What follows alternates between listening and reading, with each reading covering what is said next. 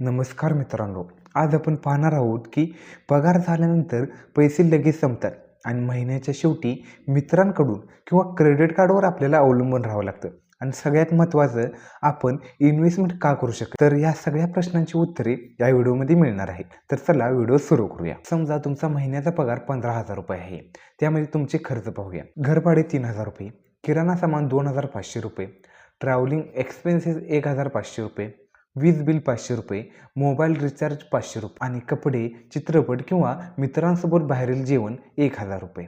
एकूण खर्च झाला ₹9,000. उरले तुमच्याकडे ₹6,000. इथून पुढे शिस्त महत्त्वाची आहे. तुम्हाला एक वेगळं बँक अकाउंट काढायचं आहे. महत्त्वाचं म्हणजे या अकाउंटला गुगल पे, फोनपे किंवा कोणतेही UPI ॲप जोडायचे नाही.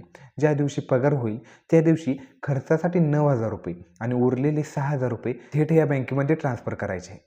आणि स्वतःच्या मनाला सांगा, माझ्याकडे आता काहीही पैसे उरलेले नाही. आणि खूप गरज असेल तर महिन्यातून एकदा 1,000 किंवा 2,000 काढू शकता. पण लक्षात ठेवा, हे पैसे इमर्जन्सीसाठी आहेत.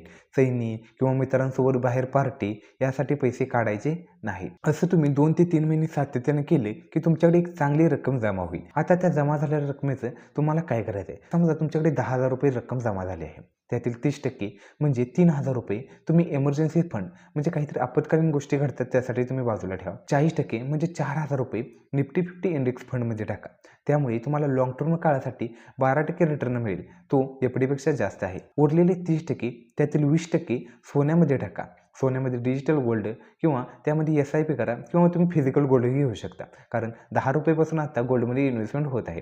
आणि उरलेले 10% सिल्वरमध्ये टाका. आणि जेव्हा तुम्हाला सवय लागेल तेव्हा तुम्ही 2 ते 3 महिने न करता प्रत्येक महिन्याला SIP आणि गोल्डमध्ये इन्व्हेस्टमेंट करू शकता. तुम्हाला किती पगार आहे हे महत्त्वाचं नाही, तुम्ही ते पैसे कसे वापरता हे महत्त्वाचे आहे. व्हिडिओ आवडला असेल तर व्हिडिओला लाईक आणि चॅनलला सबस्क्राईब जरूर करा. धन्यवाद.